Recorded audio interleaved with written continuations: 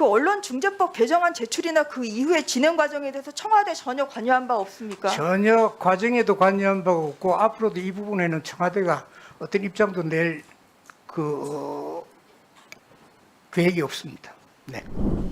예, 국민의힘 전 주회 의원입니다. 그 실장님께 여쭤보겠는데요. 우선 저 말씀. 네, 예. 우선 그 나오는 영상 그 문 대통령 발언 들은 다음에 여쭤보겠습니다.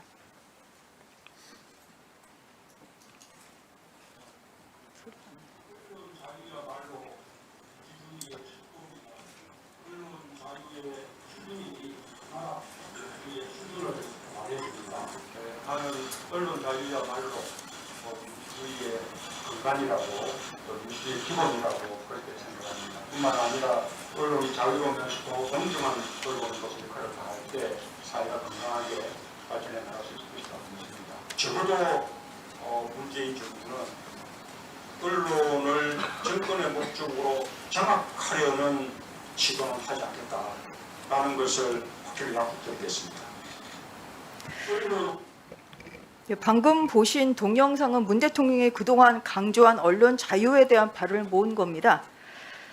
문 대통령 최근 지난 8월 17일에 한국기자협회 창립 57주년 축하 메시지에서도 언론 자유는 민주주의의 기둥이라고 이렇게 말씀하시고 누구도 흔들 수 없다 이렇게 하셨습니다.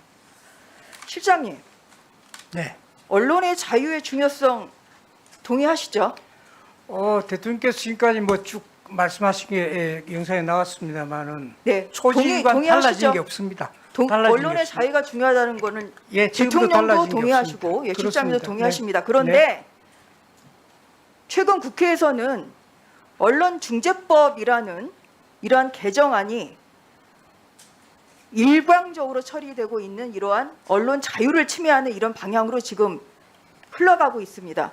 지난 8월 19일에 민주당은 문체위 전체를 열어서 안건조정위원회에서 날치기 통과된 언론중재법 개정안 기립표별로 강행 처리됐습니다. 보셨습니까? 예, 봤습니다. 알고 있습니다. 그 내용 알고 계세요? 뭐 아주 구체적으로는 아니지만은 내용을 저도 좀 언론의 많이 보고 자유를 있습니다. 중요시하시는 대통령 그리고 실장님이라면 이 내용을 정확히 파악하고 계셔야 되는데 정확히 파악하고 못하셨다는 점 뭐 우선 대체로 저 나름대로 유감입니다. 하고 있다고 봅니다. 예, 일단 설명을 드리겠습니다. 기준이 명확하지도 않은 허위 조작 보도를 들어서 손해액의 최대 5배를 배상하도록 하는 이런 징벌적 손해배상 제도를 담고 있습니다. 이것은 전 세계에 유례가 없는 제도입니다. 그 다음에 이것을 고의 중과실 추정을 조항을 주고 있어요. 바로 이러한 위헌적인 조항, 독소적인 조항이 있는 법안이 지금 민주당의 172석이라는 거대 여당의 지금 숫자의 힘에 따라서 민주당이 지금 일방적으로 그렇게 밀어붙이고 있습니다.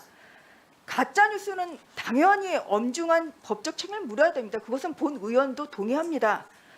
그런데 이번 언론중재법 개정안의 문제는 바로 언론의 자유를 침해한다는 점에 있다는 것입니다. 대통령과 청와대 침묵 한번 여쭤볼게요. 이 언론중재법 개정안에 대해서 지금 대통령과 청와대가 아무런 입장 표명이 없거든요. 그동안 언론의 자유를 중요시한 대통령 발언에 비추어 볼 때 이 법안에 대한 우려를 표명한다고 생각하는데 어떻게 생각하십니까? 뭐 원론적인 답변일 수 있습니다만 의원님이 잘 아시는 대로 헌법 21조 신문법도 3조에도 언론의 자유와 독립을 두텁게 보장하면서도 언론이 타인의 명예나 권리 또는 공중 도덕이나 사회윤리를 침해하면 안 된다는 사회의 책임도 명시되어 네. 있듯이 그 틀 속에서 대통령은 원론적으로 초지일관 언론 자유는 민주주의의 기둥이고 언론이 시민을 위해서 존재하는 한은 실장님, 언론 자유는 누구도 실장님 흔들 수 잠시만요. 없는 그렇기 때문에 언론적인 이야기를 지금 여쭤보는 게 아니라 이 언론중재법 예, 그 틀 속에서 개정안에 대한 의견이 어떠신지를 물어보는 예, 그 틀 거죠. 속에서 의원님 말씀하신 대로 틀 속에서 지금 그 언론 중재법이 언론의 자유를 심히 침해를 하고 왜곡을 한다 그러면은 문제가 있겠죠. 그러나 그런 부분에 대해서 포함을 해서 국회에서 좀 논의를 좀 잘 해주십사는 부탁을 드리겠습니다. 예, 청와대가 지금 논의를 이 잘 부분에 대해서 해주십사라는 거는 민주당을 향해서 청와대는 원칙적인 예, 이야기만 할 아니 수밖에 민주당을 없습니다. 향해서 네, 이거를 일사천리로 강행 처리를 하지 말고 대화와 타협으로 논의를 해준다 그 말씀을 하셔야 됩니다. 그 말씀하기가 힘드세요? 한번 여쭤볼게요. 그러면 대통령과 청와대 침묵은 이 법안에 대한 묵시전 동의라고도 해석이 될 수 있습니다. 그건 뭐 해석은 자유로이 하십시오. 그러나 다음 네. 질문하겠습니다. 그 언론중재법 개정안 제출이나 그 이후의 진행 과정에 대해서 청와대 전혀 관여한 바 없습니까? 전혀 과정에도 관여한 바가 없고 앞으로도 이 부분에는 청와대가 어떤 입장도 낼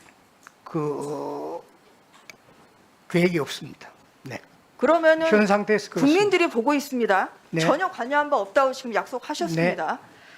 이 법은 모양새는 가짜 뉴스를 근절한다는 것이지만 실제로는 정권 관련 보도에 재갈을 물림으로써 국민들의 눈길을 가리고 정권 연장을 하려는 겁은 속셈을 가지고 있는 법입니다. 그렇기 때문에 언론뿐만 아니라 전 세계의 언론이 세계신문협회, 국제언론인협회, 국제기자연맹 다 이 법안 처리하라고 지금 이렇게 요구를 하고 있어요. 한번 여쭤볼게요. 가짜 뉴스의 근원지가 도대체 어디라고 생각하십니까? 뭐 여러 채널이 아니겠습니까? 여러 채널이 한번 아니겠습니까? 볼게요. 예, PPT 보겠습니다. 유튜브가 가장 많습니다. 가장 많은 71%를 차지하고 있고요. 신문방송 그 절반입니다. 그래서 이 법안은 겉으로는 가짜 뉴스 근절을 외치지만 결국은 정권 연장의 마지막 퍼즐을 맞추려는 이러한 법안이라고 볼 수밖에 없습니다. 아까 오늘 전달된 말을 가감없이 대통령에게 전달하시겠다고 하셨죠? 이 법안, 이 위헌적인 법안이 국회에서 처리되면 대통령에게 거부권 행사라고 그거는 뭐 제가 거부권 행사에 대해서 이 자리에 말씀드릴 수는 없고요. 다만 아까 정권 연장에 그걸 하는데 저는 동의할 수 없는 게 이게 아마 시행되는 게 대선이 끝나고 난 뒤에로 저는 알고 있고요.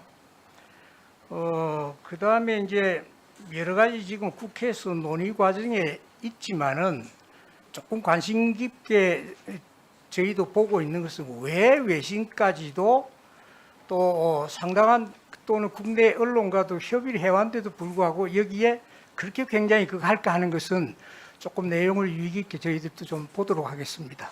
네. 법안 내용은 뭐 잘 알고 있고 그 과정에 어떻게 어떤 협의 과정 같은 것도 알고 있습니다.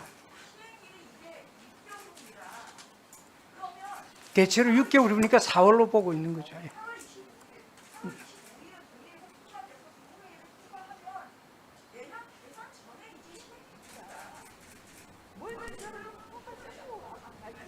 그거는 다시 한번 좀 체크를 해보겠습니다. 제가 알고 있기로는 그렇습니다. 네. 네, 제가 다시 한번 그거는 점검을 해보도록 하겠습니다.